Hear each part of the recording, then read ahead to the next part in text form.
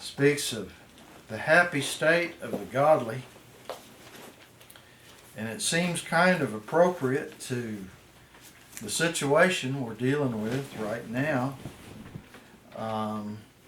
It speaks of some things that, the godly can go to God with and go to God about, and how God just can really be the place where we find the comfort and strength as we go through this time of seeming isolation.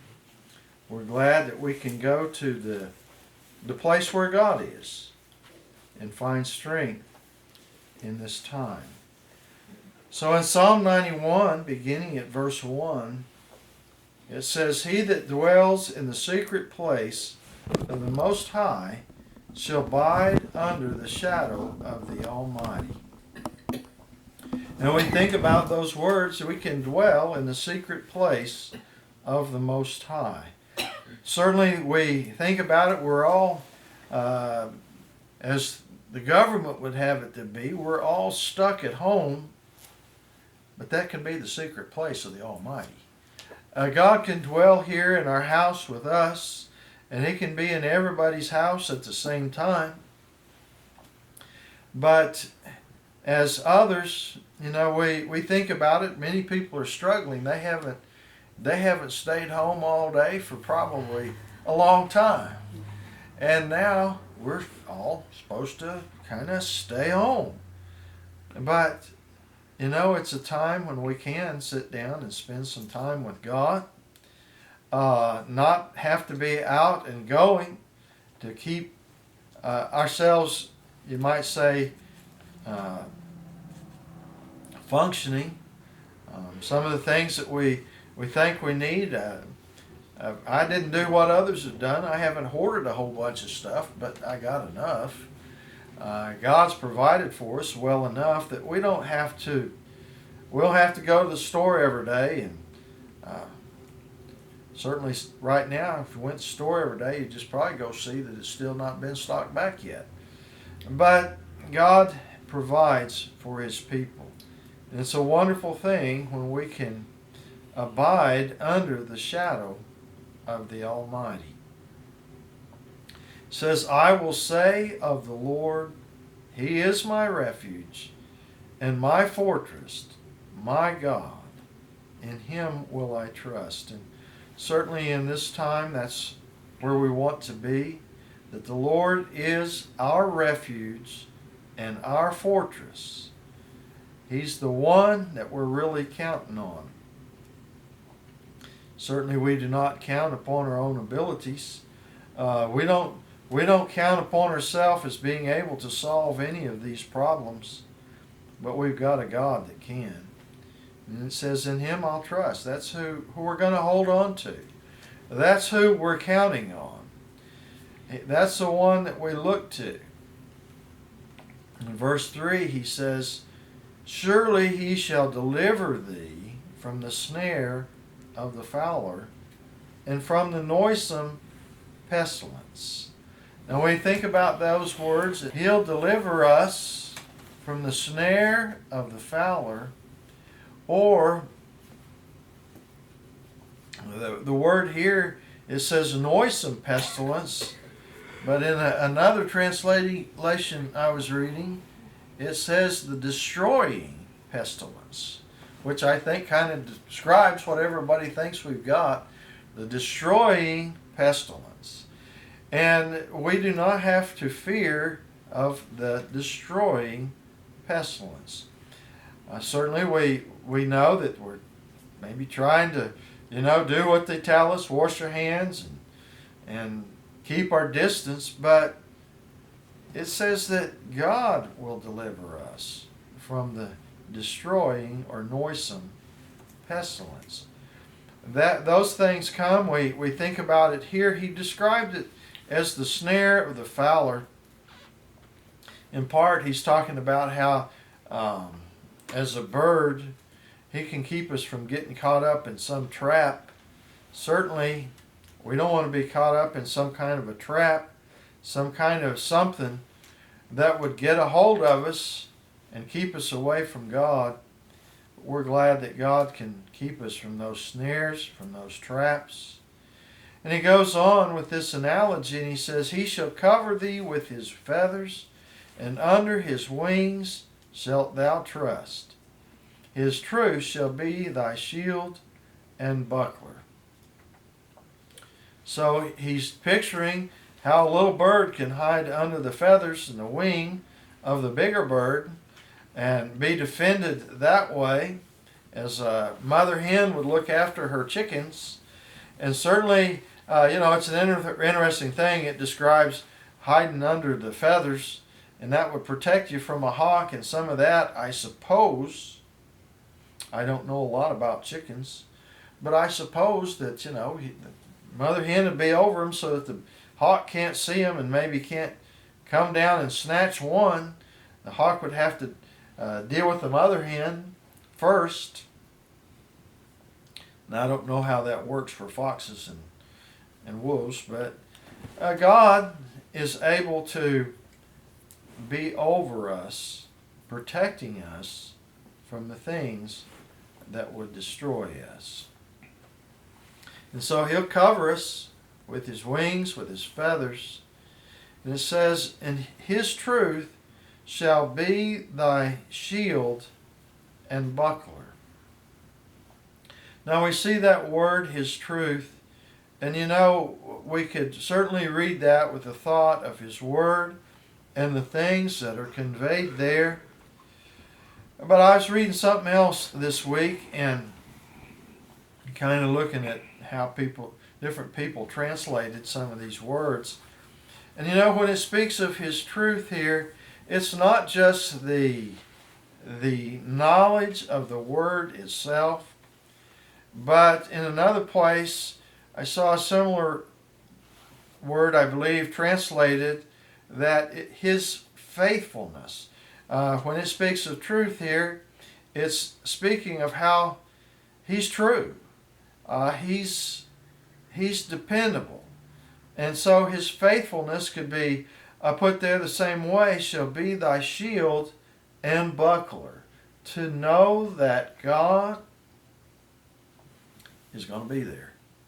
He's going to be, if you're carrying a shield, that shield's right there with you for you to pick it up and use it to defend yourself from whatever might come against you, whether it be a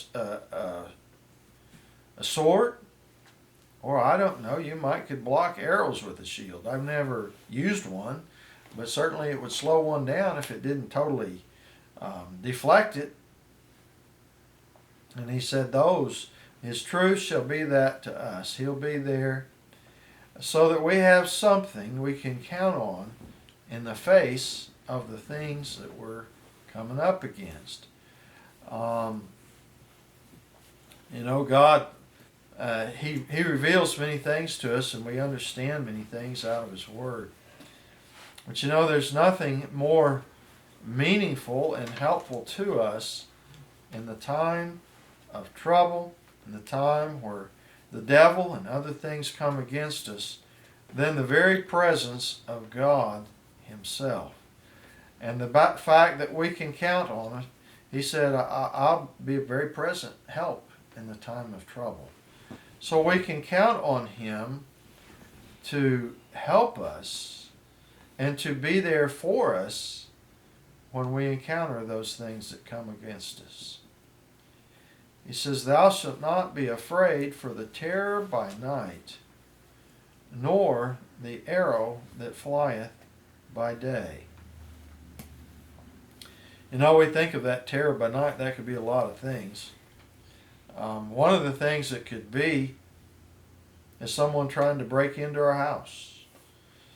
We're thankful that we can put our house, we can put ourselves, we can put our stuff in the hands of God and just say, God, will you take care of it? He said, nor the arrow that flieth by day. They had to worry about attacks from other people.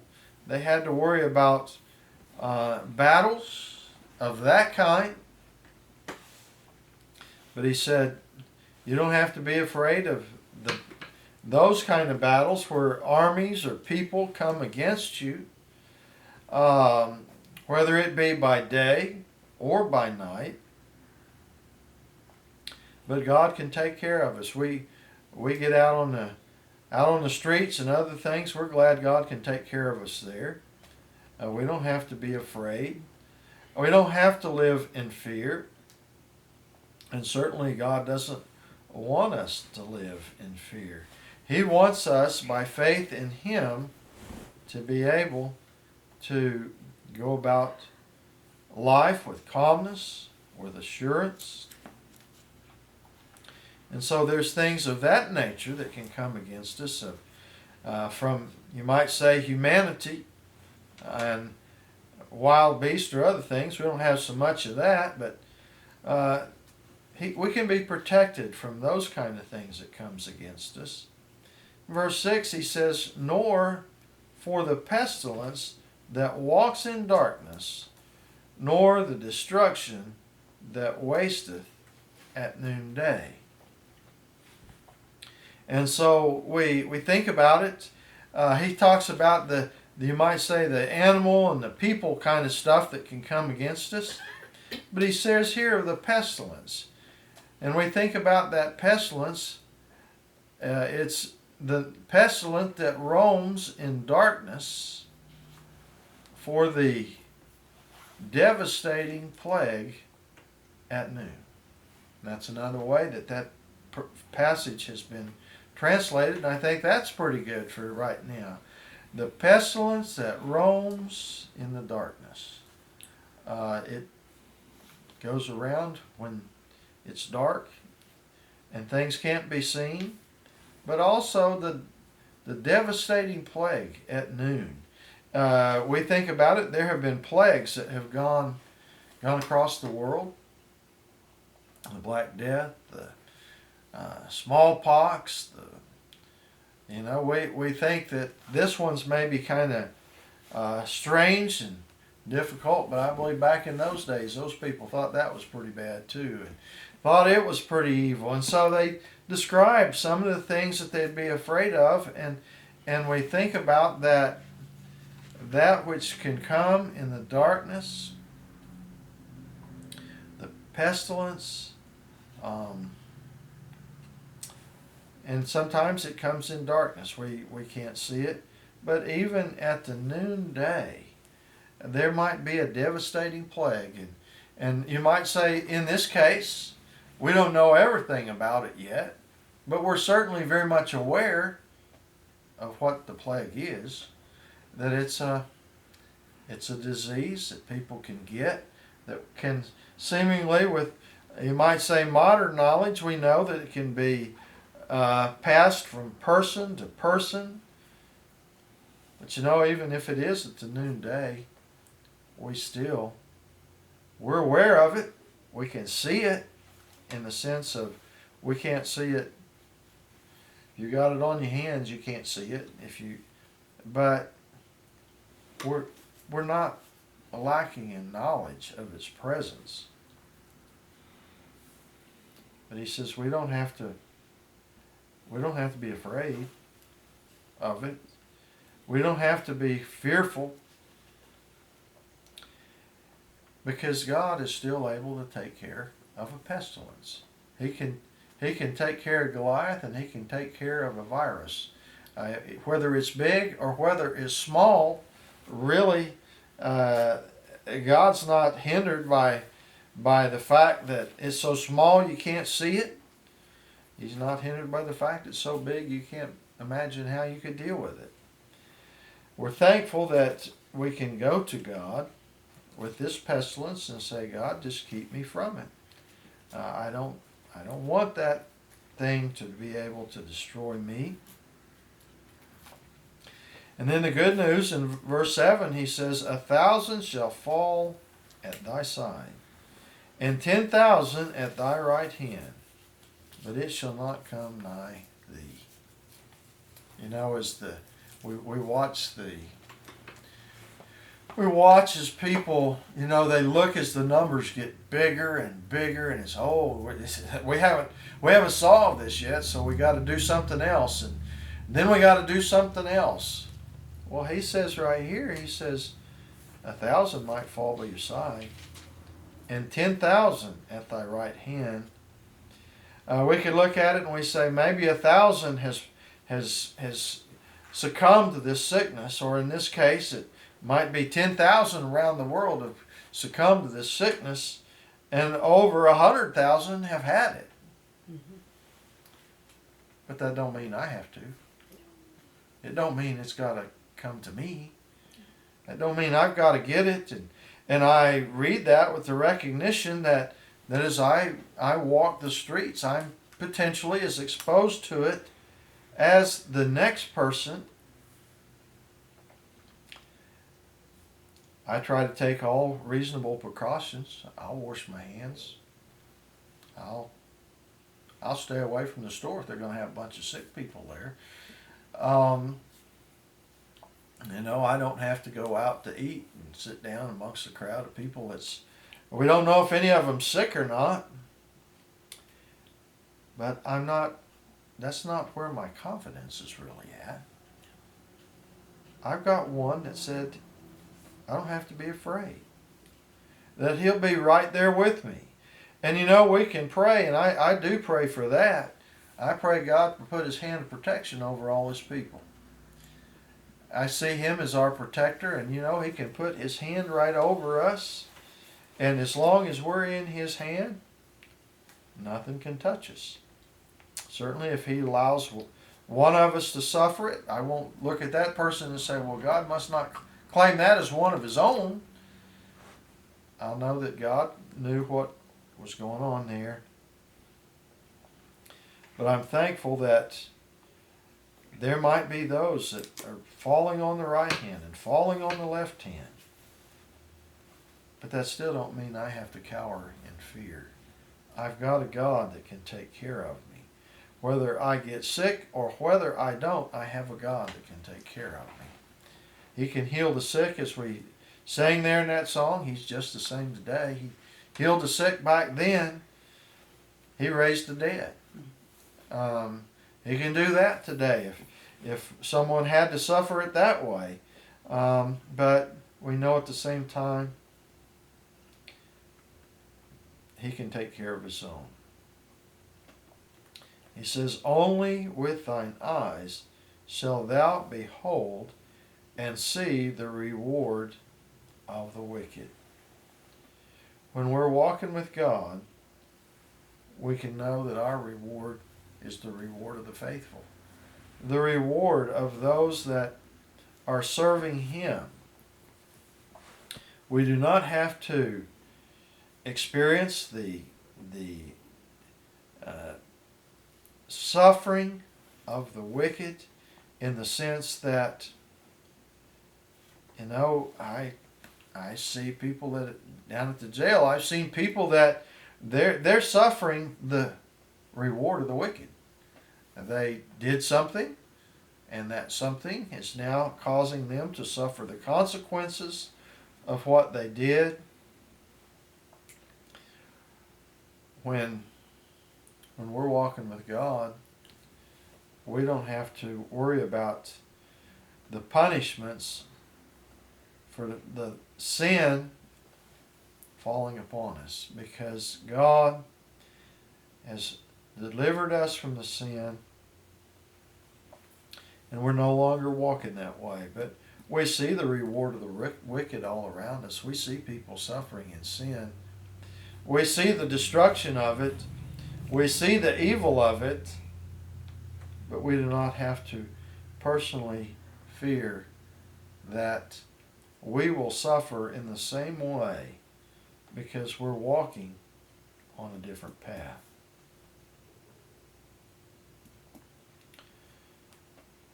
It says, because thou hast made the Lord, which is my refuge, even the Most High, thy habitation, there shall no evil befall thee, neither shall any plague come nigh thy dwelling. Now we think about those words. It says, no evil shall befall thee. neither shall any plague come nigh thy dwelling. God is able to keep those things away. But part of what we need to understand, he says, because you've made the Lord thy refuge, thy habitation. We are counting on him. We have made him the place that we come to, the place that we hold on to, the one that we're counting on, because he's the only one to keep the evil away. Certainly there's evil, there's difficult things that go on all around us. And we've seen saints go through difficult places. And certainly in some of this, there could be some people go through difficult places. I mean, as they shut the country down, they're going to put people out of work. And some of the people that get put out of work are going to be in difficult places. But I think about that, and if the people of God will do what they do, what God would have them to do, if we see our brother in a difficult place, we should be there to help get him through it. And not that God can't provide without our involvement. I don't believe necessarily God wants to provide without our involvement. If we see our brothers going through difficult things, we may have a part to play in that. He says that we don't have to worry about those things coming. It says, for he shall give his angels charge over thee, to keep thee in all thy ways. So he's going to give the angels charge. He's going to command the angels to look out for us. And, we talk about a guardian angel, and while we don't necessarily see one watching over us all the time, God's looking out for us. And I believe that he can send angels. If I met an angel, I wouldn't know what to do. But, at the same time, it is nice to picture that someone might be watching over us to keep us even in our mistakes. We're all capable of making mistakes, and certainly some of those mistakes can be pretty catastrophic sometimes, where we're not thinking, we're not, some things we could go someplace and get into danger. But he said he'll give his angels charge over us, and the thought is that they'll be there to take care of us. And he says, they shall bear thee up in their hands, lest thou dash thy foot against a stone. And we know that this passage was quoted by the devil to Christ. He says, well, the angels will be right there to catch you. Just jump off the pinnacle of the temple and let everybody see the angels catch you before you dash your foot against a stone. Jesus knew what to answer that. He said, well, you're not to tempt God. You're not to go out and say, well, I'm going to leap off the temple. Everybody will see that God's just got me right there in his hands, and he's got an angel to see to it that I don't bang my foot when I hit the ground. Jesus says we don't operate that way. And we don't. As we said, we take normal precautions. Any reasonable person would. If I need to wash my hands, I'll wash my hands. If I need to be careful, I don't go around sick people, I'll be careful and not go around sick people as much as I can know. But at the same time, that doesn't change the fact that God's got someone watching over me, that he's looking out for me. And this is a source of comfort to us to know that God has his eyes on us, that he's watching over us, that he will take care of us. And so we're, to the world looking on, we might seem like we're just cautious, thoughtful people like everybody else would be, in the thought of being reasonable and being careful. But we're also not bound up with fear. If you thought about all the things that could happen to you every day, you'd never get out of the house. You think about it, well, if I get in this car, the car might break and I might have an accident that way. Or if you live at this house on this street, I might pull out there and 19th Street being so busy, I get myself run over. Or you could, you could think about, I go out on the back of the place and it's kind of brush and other stuff. I might go run into a snake. I try to do what I can to discourage their presence, but we don't live in fear of all those things. Sometimes I start trying to think about all that stuff, and yeah, you can think, boy, that'd be awful, and you can kind of feel this kind of fearful feeling trying to come on you. But we think about it, well, God's got an angel watching out for me. I'll get up and do the things that are mine to do. I'll go to the places where I need to go, and God can take care of me. I've had people ask me, well, how can you go in a prison and sit down across the table from somebody that maybe's been charged with something really bad? Well, God's going to take care of me there. I mean, I found out that they might be and have been involved in wicked things, but at a certain level, they're just people. And there are people that, there's bad things happen in the prisons. People in prison try to kill each other. But still, we've got one that he said he would give his angels charge over thee, and they'll bear you up lest you suffer injury, because God can take care of us. And those things that we do experience, I believe as we go through them, one of the things we see is God's right there with us. As I read this, I don't read it with the knowledge or thought that I'll never experience any difficulty in life. I read about Paul's life, and he was into something every time he turned around. Shipwrecks. I read about his life and think, well, God's really kept his hand over me. I haven't experienced anything. I haven't experienced anything that even begins to resemble all the things that he went through. But God got him out of every one of them. He did not die until God allowed him to suffer at the hands of Caesar. But all those times God was there. There were ways to escape. There was ways to come out of it. And God kept bringing him out of it till he was ready to take him home.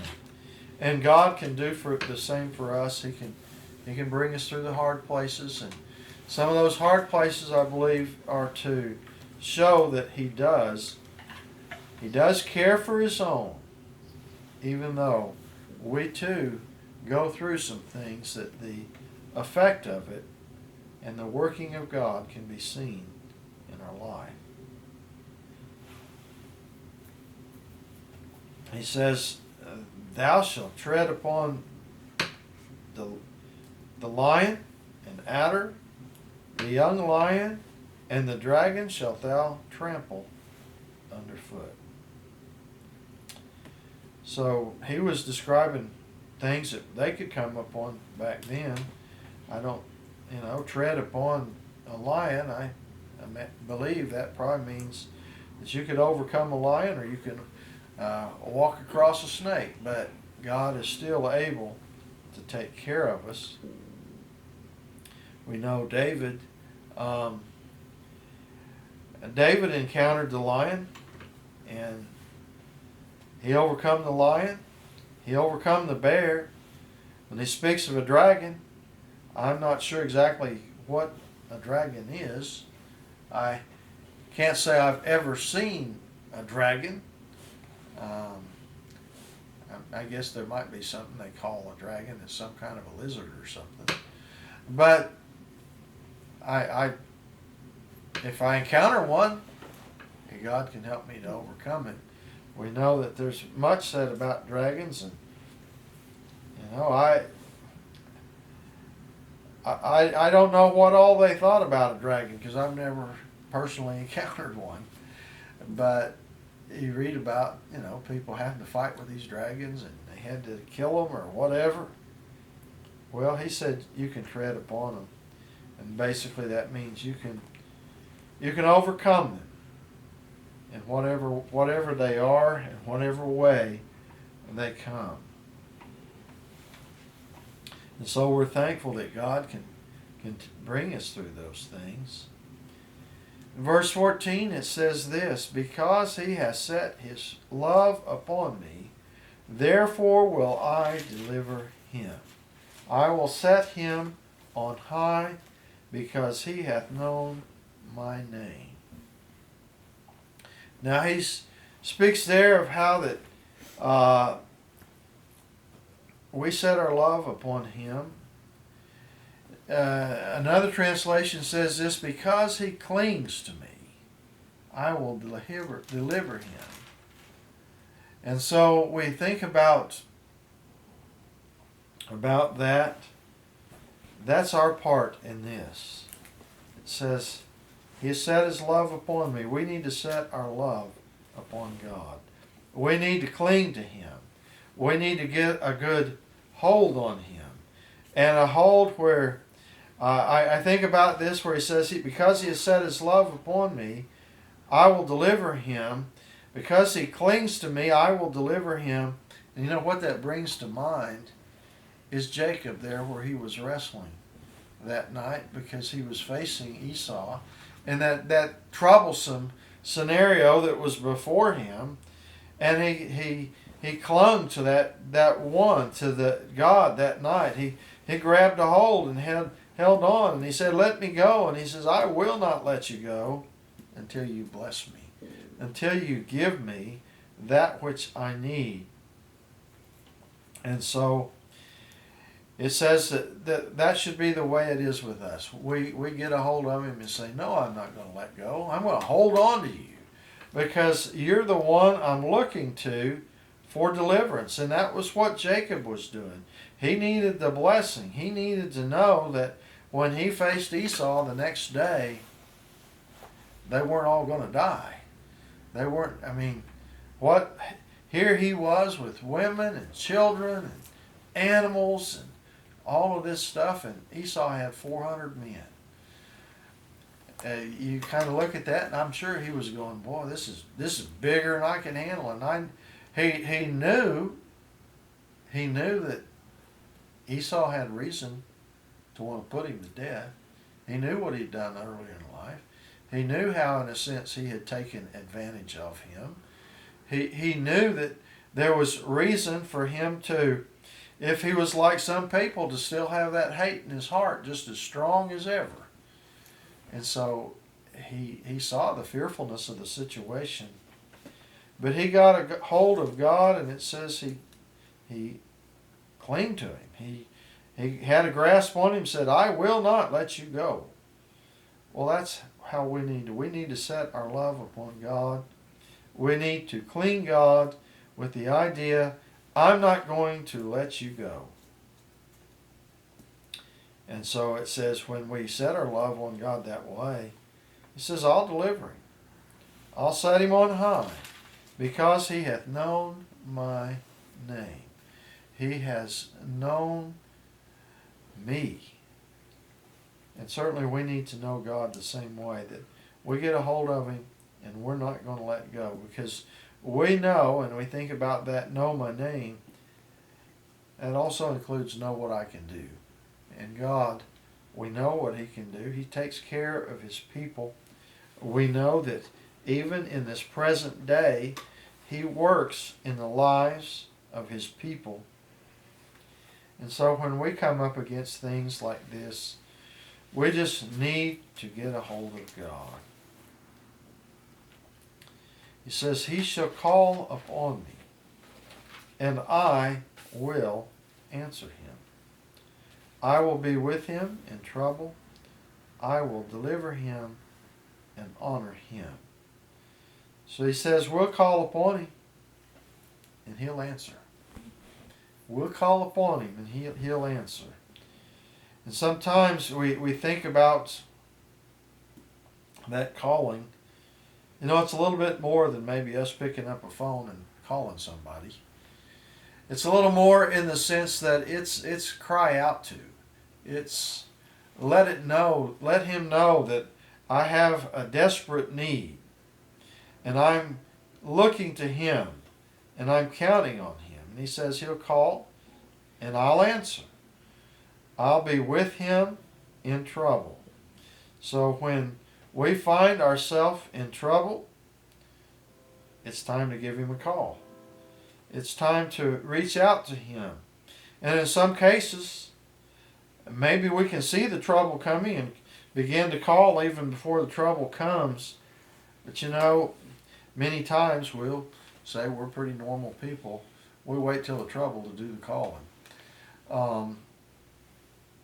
But in all of the distress of the trouble, we don't want to lose sight of, he said, I will answer.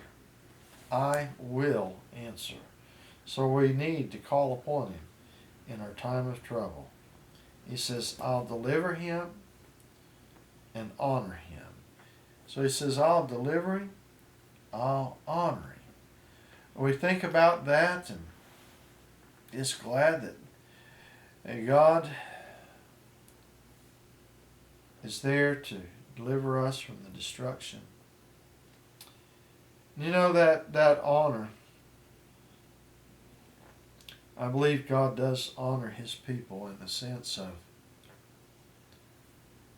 it becomes apparent that his blessing is at work in our lives. It becomes apparent that he claims us as one of his own, that he takes care of us. Many times people will look on the life of a saint and they might be inclined to say, well, you've got such a good, easy life. Well, I got angels watching over me. I got God taking care of me. And the honor that comes upon us is not that it proves that we are good, great, exceptional, anything like that. It is the honor that comes when you have a great and wonderful friend. In our daily situation now, at one time, if you said the president was your friend, that was quite an honor. Today, some people like him, some people don't. It might be an honor or it might not. But many people would still say that. Well, I know this great and wonderful person. And you know, I'm a friend of his. Well, the highest honor that can be bestowed upon you is to know that you're a child of God, that he's your friend, your helper, and that Jesus is our Savior. So we're glad that we can call on God and he will work in our lives. We're glad that, you know, sometimes we can tell people, I promise I'll do this. And really the promise we're making is I got someone taking care of me, or I wouldn't be able to promise with this kind of assurance that it's going to be this way. Because we are like anyone else. Of our own self, we're fallible. We can make mistakes. We can have things happen. We can have things come. But I'm glad that we can say with this thought in mind, God's got my back. You know, we hear people say that in the world. So-and-so's got my back. Well, only one that's really got my back is God. He's the real defender for me. He's the one that really takes care of me. And I know what that saying means. It means this person's got my unprotected part. I mean, if I actually experienced this once, we really didn't have a fight, but we were in Washington, D.C., myself and another guy. We were up there in school, and you know,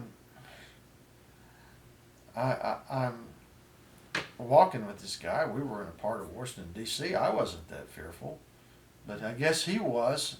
There's a couple of fellows come along that I guess were a little strange looking or something. All of a sudden, he backs up to the building. And I'm thinking, we were walking. What? He says, well, those guys were a little strange. He says, you don't seem to be that way, but I want something like my back. Well, God had my back. And God was the one that was watching over me. I wasn't particularly fearful. I was trying. There again, we went up there, and it was different then than it is now in Washington, D.C. For the most part, there was an area that they told us, if you'll stay in this area, there's more police and whatnot here than a lot of places you'll go in the world. It's one of the most, and it was close to the White House, but it was one of the more protected areas of the city. Certainly there was areas that we walked through, at least one area once, that we got to where we were going. The guy looked at me and says, you know what, we're not going back the way we came. Now, it was daylight when we went, and the concern was it was going to be dark when we came back. And he said, we went through some neighborhoods that basically I wouldn't walk through in the dark. I have to say, once again, maybe I was a little oblivious, but I wasn't fearful on that walk.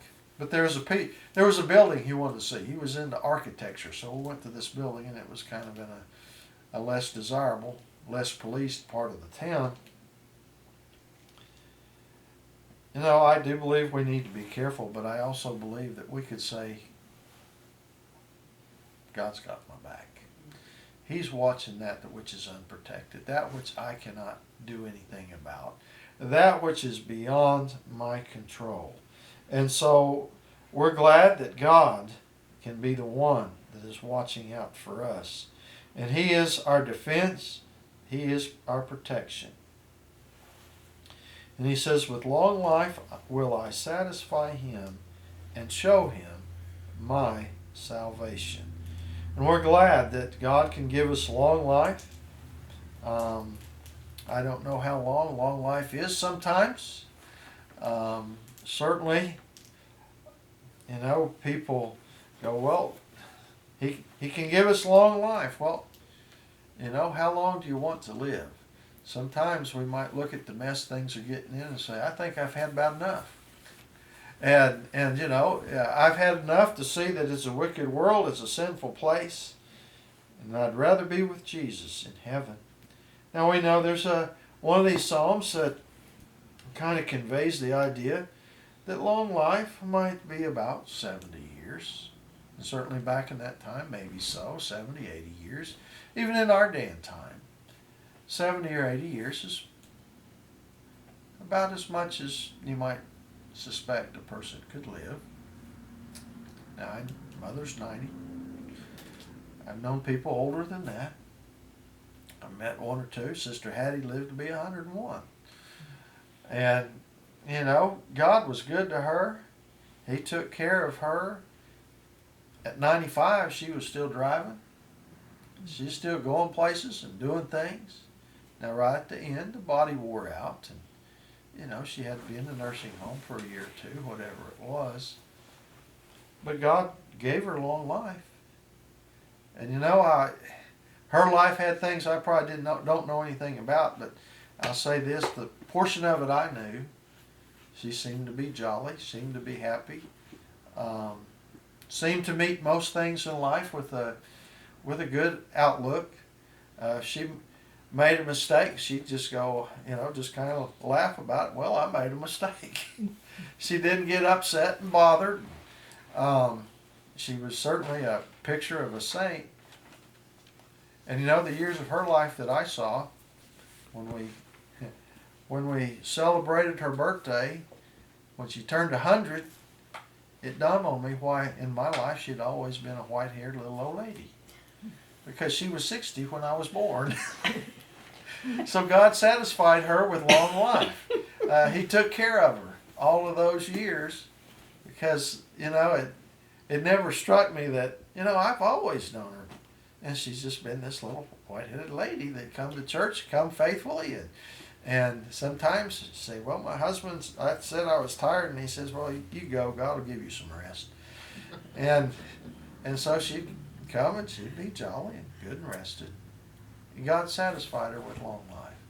He gave her a good life. He blessed her, took care of her even through the troubles down to the end.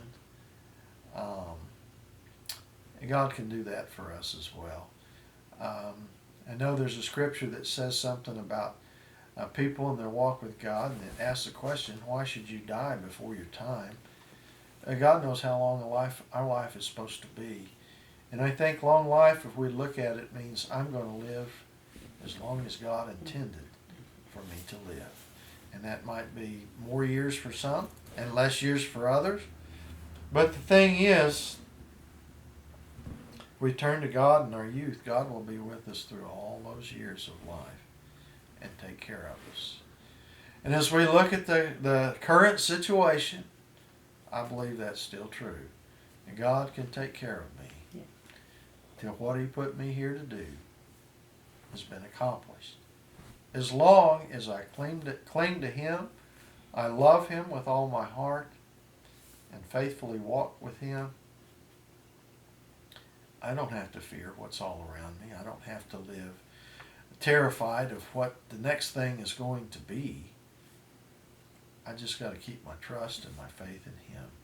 I've got to keep that which will help me go through what things He allows to happen in my life, to show Himself strong, to show Himself in such a way that others might desire to come to know Him too. I'm just thankful for God's salvation. We're thankful that we can read this song and have our heart set on God enough to know this can be His description of what God will do in our life if we just keep walking with Him and serving Him.